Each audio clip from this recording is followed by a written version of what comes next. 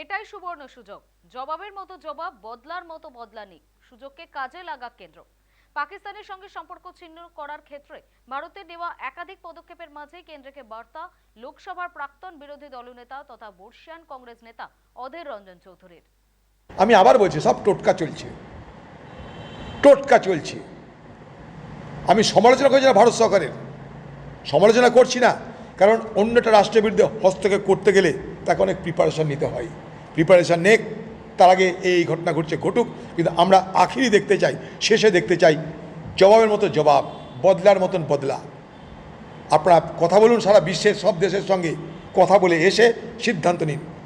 পাকিস্তানকে প্যারিয়া স্টেট, পাকিস্তানকে কেউ যেন না মানে। পাকিস্তানের পিছনে কেউ নেই, শুধু আছে চায়না, আর কেউ নেই পাকিস্তানের পিছনে। পাকিস্তানের পিছনে শুধুমাত্র চায়না, বাকি কোনো দেশ পৃথিবীর পাকিস্তানকে সহযোগিতা করে বলে আমার মনে হয় না। ফলে এই সুবর্ণ সুযোগে কাজে লাগানো দরকার ভারত সরকারের।